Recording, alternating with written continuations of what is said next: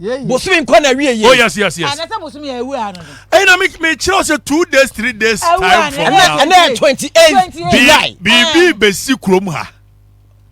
Na sa de ni nya si ya obi abeka dem. Wow. I'm telling you. What say and 28? Oh, na bosumi we ewu wi a. Market. Bibi besi. I know the news, you don't know. I'm saying something will happen. Nana ka my Ama. microphone Kanguya so. We dem dia ba. Debi. Monday na bosumi ya. Okay, go good this and the time. Yanko. Okay, one more mbe qualify no. For NPP form so. Oh.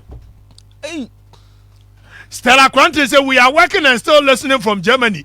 Wow. Stella, I love you. 1 to 3 na for. If you have watched Felby or say share. If you have say Richard Asante Josie the game changer. I'm listening to you live from North London, Tottenham. Okay, so one more da sunye do di kan ye kene Japan. Alan Kojo Chiremate, Joe Gatti. Mi anga se bi nua Kojo Poku. Badio.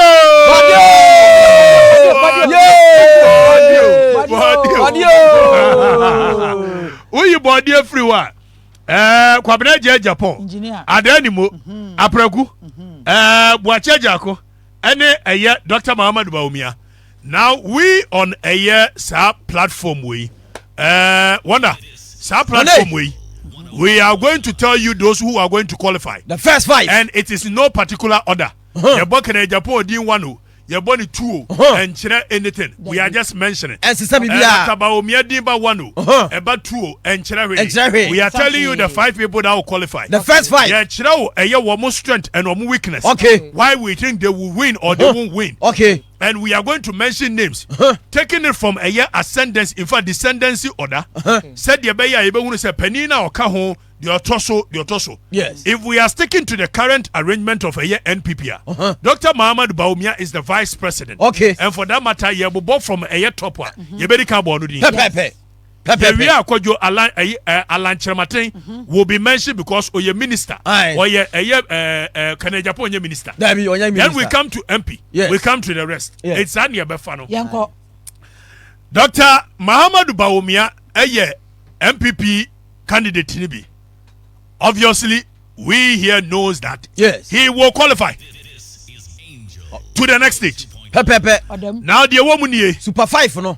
MPP me chiro strength ma chiro ne weakness and ye be born Dr. Muhammad Baumia ne strength ba ko pa ne se owo the current system no asika any security force no etanachi tienie.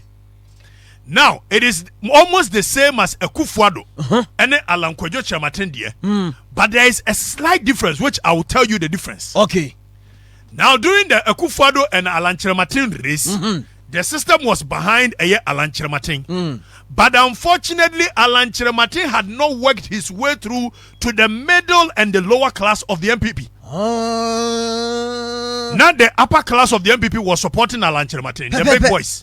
But now a form for they could not relate with Alan. It will be a Kufado. Now form they say, oh, you move it. Okay. You move it. Okay. You move it. Maybe I'm a chiro and we weakness and a strength for him. Now, Dr. Muhammad Baumia over the years. Yes.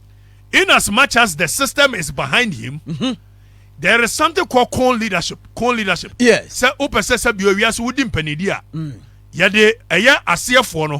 No ma pejam crophobia so mo kon. Na sa ankrofo na pejam crophobia so mo kon. Na eventually sa ankrofo na peja wo e the word disro. Okay. So core leadership comes in the form of a cone. Now, so person would MPP anymore. Ade ba ko a eboa pa ne say eso timi build the people. And not just MPP. Yes. Anybody or person who didn't penny diabiano. will develop more people because it is said a leader is the one that is able to build more people, more leaders than himself. It was President Kufuor under Kufuor leadership. There were so many leaders. Within. And on the Bayer case MPP 2007. Emma Nipa 17 because there were too many people who could lead the MPP. Yes. Unlike a Kufuor time here was say leadership in Bebre no. They say they are a product of a President Kufuor. Wow. Now, Baumia you know. Watimia ye bibi in such a way say or no so build the boys around him. Yes, in the MPP. Now Baumia oko top the upper class of the MPP or muyemienu. That is the Akufo side and President Akufo side. Now only Alanchematin at President Akufo side and the Akufo side nim. Ono machim. Ono machim. Now over the middle class of the NPP. Middle class of the NPP no. Don't forget say you were upper middle class and lower middle class. You wait free so. When the books you brofo macho. Yeah, with the realities on the ground. Okay. Now the upper middle class and the lower middle class of the NPP. Offer upper middle class now. Was HMS Abusumo. Yes. Napomo. Eselausumo. Omomo. Was top. Who are going to be the next phase of the NPP? Yes. When a Kufuor leadership is gone. Now Koduwa, most of them are supporting Bawumia. Okay? Now the danger in it is that some Kufuor will hinti and go bet me to bet Bawumia. But for their own survival, don't forget that there's those who are boys bear 10 be almost your delegate. Napo boys bear 15 almost your delegate. Yes. Or say chairman Sabonsu, your boys bear 13 or more delegates. Or shall sound Kufuor. And in politics, everybody has interest. Obia interest. Yes. Personal interest. Memeti wo wonder obi wo ha wonim me but the moment dabi yan stick to document bi ahu ya kire ma mamamfo na hunu obi an strength and weakness. Dr. Bawumia strength ne say when the system supporting him.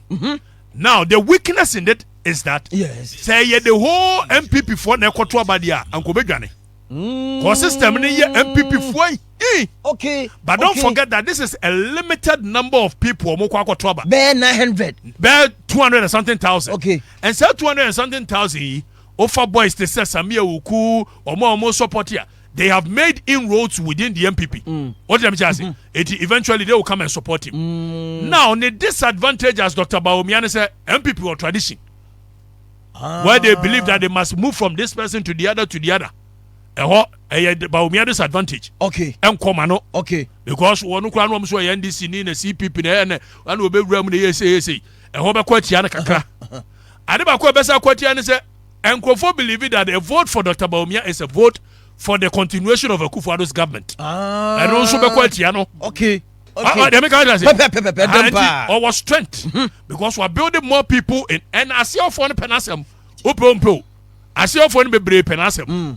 And this time when Akufo-Addo ne Alan Koye no. Okay. Now the weakness in say or to us say ya ma system no ho hin wode ne ho join ne sam Nkrofo especially Oforiata ne o ma makekeka ene Nkrofo beto atia no.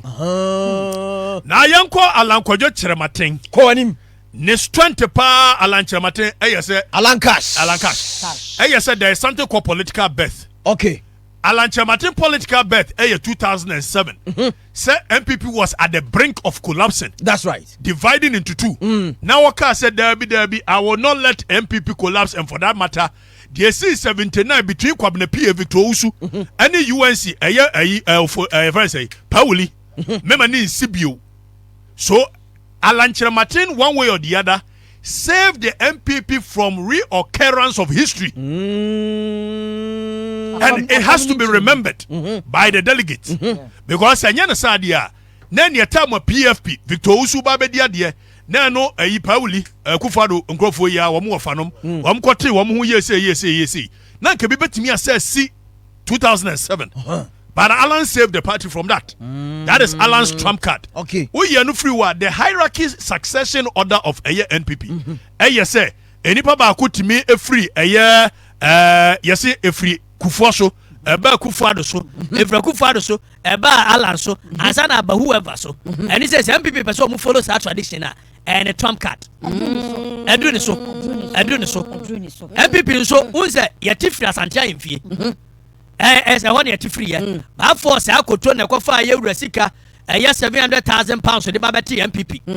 And normal friend NLM, and a free one, a Jatoka Liomo, and a friend say, SD Dombomo, and a can say SG Anto, one would do a Modiabaka car. Now they believe in succession of a year Sabi Friha, Enkoha, Niwaman Saya, Wafasin Yadi, Debbie, Nebo Muno. You're moving forward. Alan Kyerematen ɛhɔ nso yɛ ne weakness kakra.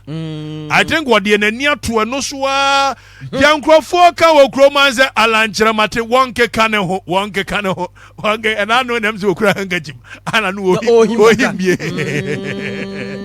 na adwene ne sɛ agya wɔde hye kwasi adwumai yɛde ne kwadi asante akonwa yɛ ni politics saa yɛnyɛ ne saa yɛnyɛ gentle sambia ɛso timi to bomb yɛte kuro mu asɛ is there any statement one single statement obetimi attribute sɛ alankyerɛmate ne ka statement we na tough yeah na sɛ politics e mum ne adidi da bi nya saa to bomb ni bi to be on to be on Kenya ne chikifo no ana wa yesa aso wode hia ye twan ne akonwa bɛsɛ ne nsɛm na dabi eno ya ka wie ni weakness pa no enkofo bebre nya ya akomba boa no nanso they were even expecting say Allah Noah will pick a phone and say wonder me person oba Allah won't do it but Baumia is doing it Baumia is calling people come from her and we as will be want to see a sense of belonging and a sense of worth.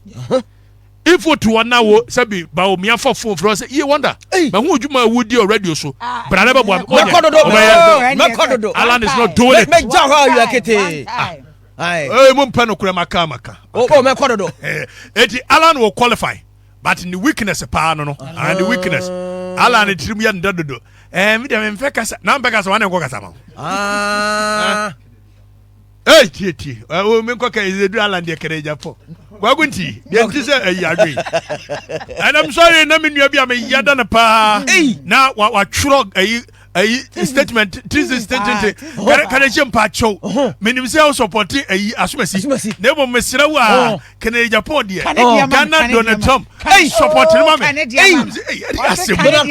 I'm say me boni am the NPP over the years inti. Me pese we come home for him. I pese we come bia say. Me am doing someone else. Me doing someone be 6 years ni. Asamo ho. Now okay, I can announce there. If you watch the NPP and NDC carefully, you understand why one eye JM is still the king of the land of blind. Okay. Edi asem ni mo chocho we aba me ko kan se si ya anu asio edi asem ye movie move now ora Kennedy akompre ko Japan onu edu apa class wo ni bi esoro fo ne mpena se dabi omu mfile no middle class ni so oni bi onu kra mpe nemo mu no the strength of Kennedy Japan e form ho ai grassroots no yes ana wo enipa bia wotiwa there is aspirations in every human being. Obia penkenya. Okay. Now nipa ba ko a owo eye the charisma. A kasa e Kenya nkrofo. Whether ora hu yo. Kennedy has mastered the courage and the charisma to speak to people. And for that matter me call Gempa. Na ye can say PASA elections. That is Public Administration Student Association. Aye. And I'm saying me ko jina for a president of PASA. Me ko ye wo mo level 400 yi wo bia dwame. Ane se me nua na a champion John Dumelo ane akoy. Dabi akoy o choro ni tri mo pa ya o choro news yi. Oh. And this ni ya o choro ni di wa how de mebo. No mu dwame wo mu campaign tia me na say me no nyina election dia mebo krowe mu obi a me ne be ko election bia mebo megwa ampa pasa election me Kenya ha ka hatum meti radio so ya adwuma no mu tu aba mecha kwa me kuma me say prison e boss sex me win pasa president Wow. People want inspiration. Okay. And if you have how Ubetimia Kenya womo, ama se bibi womu and Kenya Japan does it best. Wow. It in the strength no. Na the weakness pa ya waya diama wadana no dodo. Obeka sisi ya. Obi abetonka. Na no chen wholesale. Obi abetonka. Ejigana force na wo betimia keep state secret here. Okay. Was in the book for Abeka is Donald Trump. Now, in fact, if for some reason, say, Missy, Enra, Aquabia or Yamame, And I'm one watcher because when you say my fire ninty, no, I travel say I want to resign. I'm okay. I'll be okay. No, or no, I'll go and no, I'm gonna. Okay, you is okay. And I'm just okay now, Becca. Me, I'm a pokra pamu. What's that through? Etika Japan say oba pamu pamu krofo say ya. And a Ghana for the grassroots will see him through. Okay. So Kennedy will also sail through. Now Bodio.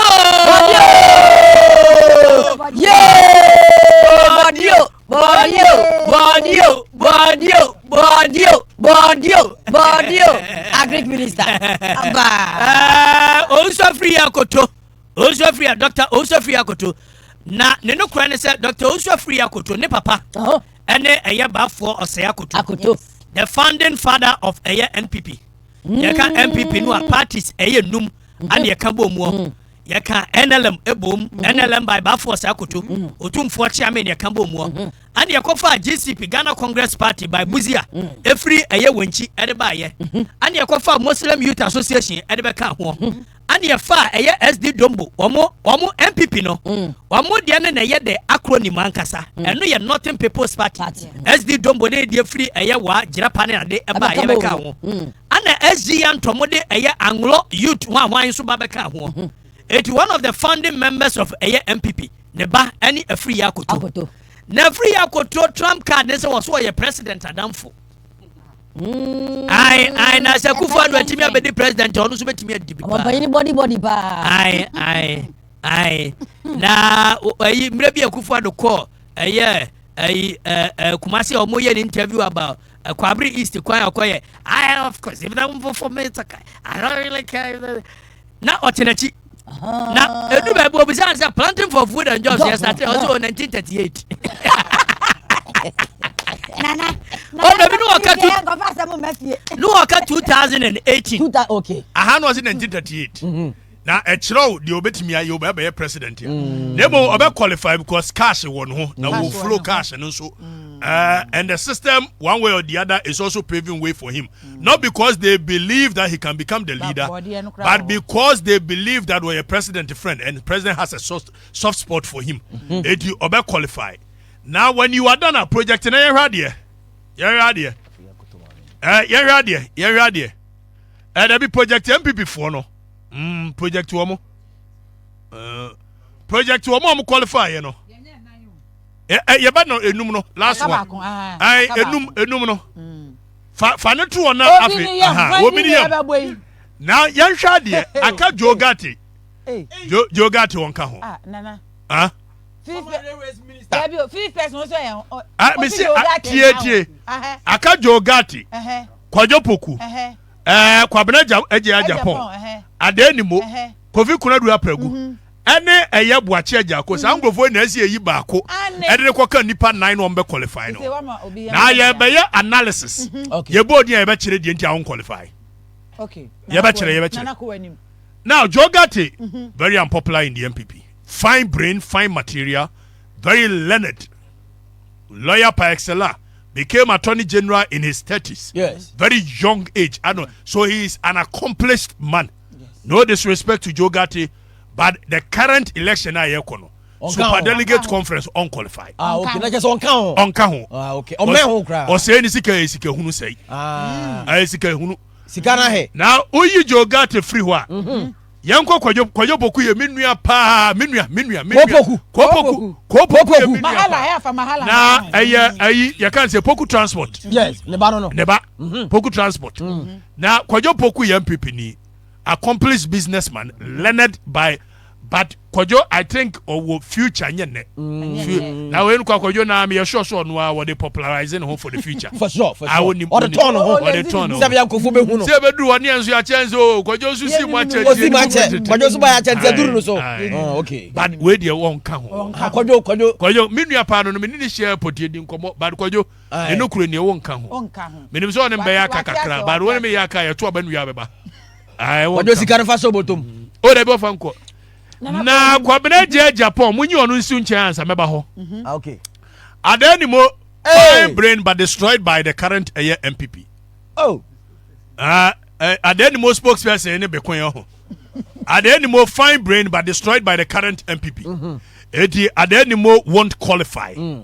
Not because of anything. Yes. Not because he is not brilliant. Even Adenimo was the future of the NPP if we were to reset the button. But maybe a time I elapsed no. Adenimo he will be a fine minister under any of them's government.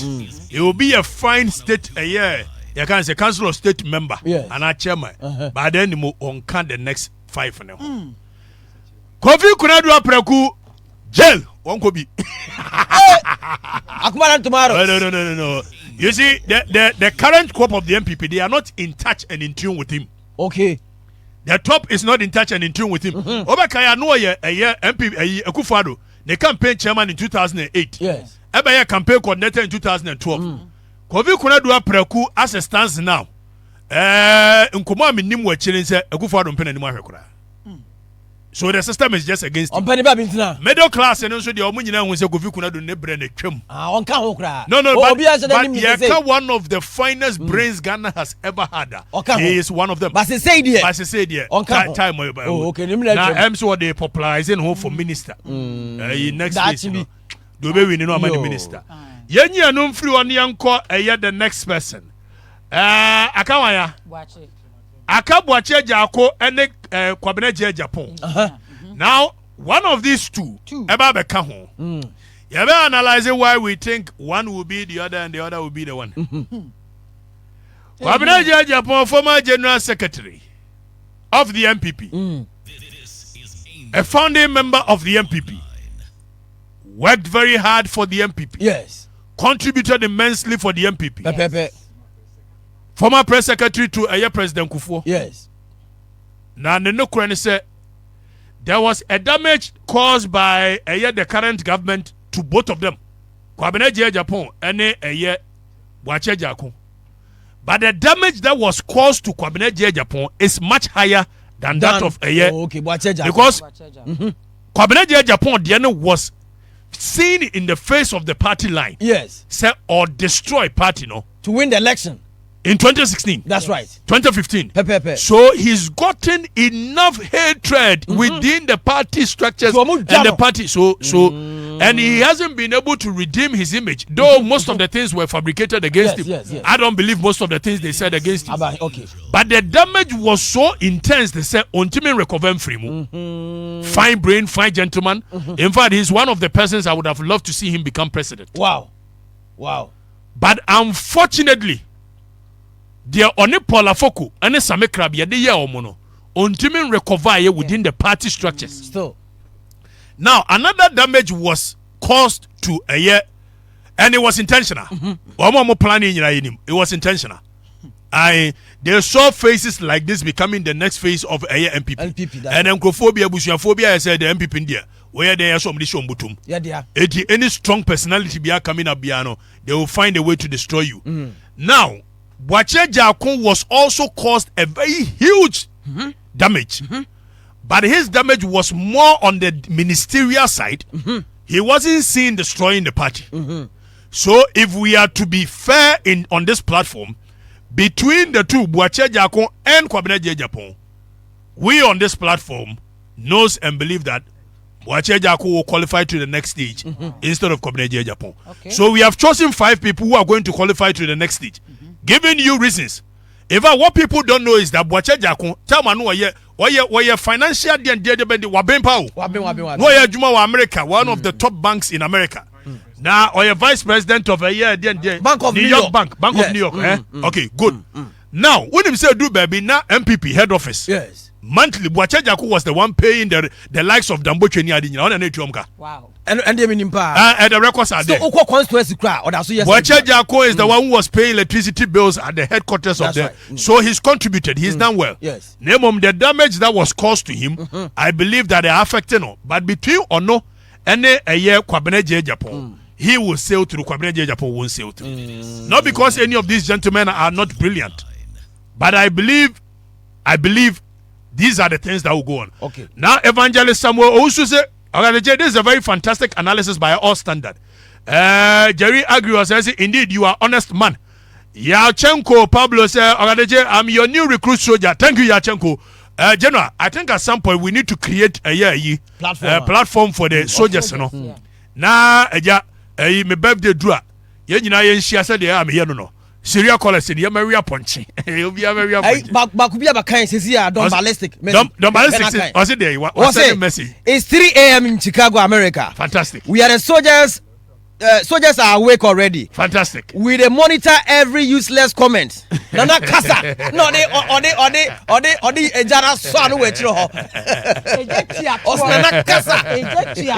Hey, non ballistic. Sabre ankonso me no kase o Seattle. O Seattle. America ifro krobi Seattle. It is about 4 a.m. as we speak. I say American man wa do the uni mu obechira o. Of agofia sam na okay. Mami nyina so na me ne mami nyina wo ma no so na me ne Dr. Kobe Mensah a wo ye political scientist. Na ye nim komo e wo doc wada ma kwa ba.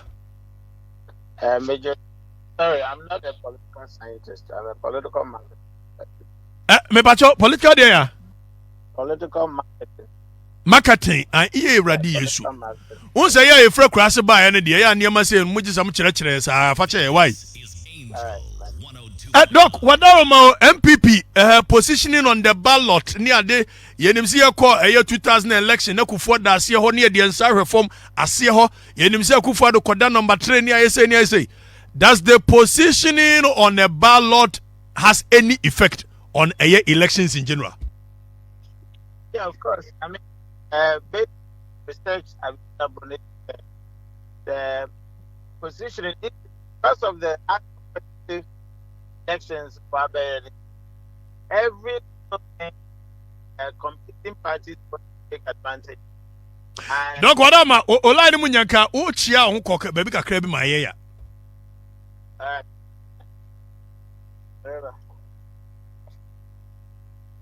Okay. So yesterday, the way our elections were very competitive in internet. Political parties all over, they try to use as little as anything they can find. But one win advantage over the other parties, and that includes ballot positions. Into research on each other, say politicians when a ballot position would craft some kind of messaging for campaign. Into the FBB campaign effect. So they're able to me, I'm a campaign why popular. There's something called buzz marketing. Into it creates some buzz to be around wo ballot position. Today, BB or some social cultural relevance to be another significance to be. Into Obibekade will be a number 7 or a number of luck, another perfection. Obibekade number 3 or a trinity. Obibekade number 2 or a togetherness, that kind of thing. It will create them bars around the ballot position. My campaign here exciting. My campaign here memorable. My go foot to me, baby immediately, baby edda. There will be no more one shadow and literate, and as they be a what challenge kakrano. At least the social cultural symbols in the Mahona. More easier for them to locate you on the ballot. And I have BBC electoral effect. I tell you, maybe a ballot position obetum wa ball may increase ballot chances. And saying that say election maybe I work for the sport ballot. Say to me, yeah, the main social cultural significance the number thousand about campaign it will reduce sport ballot as a result of your another will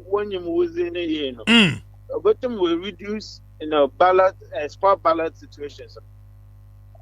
Now you share the current arrangement of NPP at the year. Ubeka say what way Western politics where the top 3 or the top 5 of the NPP. Dr. Baomia, no in any particular order. Dr. Baomia, Alan Chiremate, you can say Canada, Japan, Womo Makani. Now, this is a case where Canada, Japan, you're number 1. Alan, you're number 2. Dr. Baomia, Akoda 10th. If you look at this arrangement, does it have any significance on the outcome of the election? Outcome of the election, the MPP further effect. But ballot position also can be. To them, American number 1, a very advantageous position. In a number 10. Number 10 because in the past, since 2000, which you were saying it now, I say Honey Bayer popular. That was the first time you started the ballot position, year campaign seriously. And I say in our political balance has been established as one of the buzzwords we use during elections. And certainly, number 10 is very, very advantageous for Dr. Baumia Ahono. In a variation since I say honor, the Suru Bay, it became a buzzword, in campaigning. Na Asia on President go for time no ya dey answer form no eti na wo bi ko Asia ho that means there is a likelihood say a best sink with a Ghana for no amoy NPP more no. Absolutely. Okay, because why a very established whoever goes Asia on becomes a very huge advantage for them. I mean, recently, NDC, who you see, Fanifom, were asking of again the same kind of ASEAN, but in a different variation. And, it is very, very advantageous. But of course, also other members can creatively, get something out of their positions. But it depends on the creativity of the team. Of course, I had to be there. From number 7, which is 0. I mean, it resonates with people. And I think that the other candidates must be creative in the one ballot position to help them, gain much attention for their campaign. Doc, you know we are crowd where my mental free ho. Wadaruma, MPP, Osha, one and what on the scale of 100, one and what. I think that it is not a secret. I have always said that. I think Alan Chamantin is much more stronger. Okay. Profiles of one that. In fact, there's a theory called recency theory. A theory. Recency theory. Okay. Recency theory in each other. Say the information to her more new no, and information or no. Anankofu what kai. It says the profile of 3 candidates were front leaders. Alan Chamantin as a Baumia vice president, as a Kenya Japan Etwa.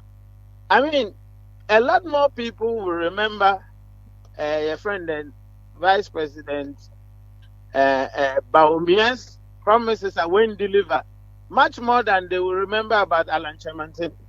Internet, I mean, it's quite clear. It's not a rocket science for you to know that as a Baomiaba, a lot more people will reject, because me who be a wako watcher, a boom, our person could the same watcher salon. You will change the watcher salon. So I think it's no rocket science. I mean, it's easier for people to remember Vice President Baumia's lapses than they would on Alan Chamantin. So he Alan what they chair woman, Oh, absolutely. No secret about Dog Wadarma and a paper that's it. Me prochoso, that's it.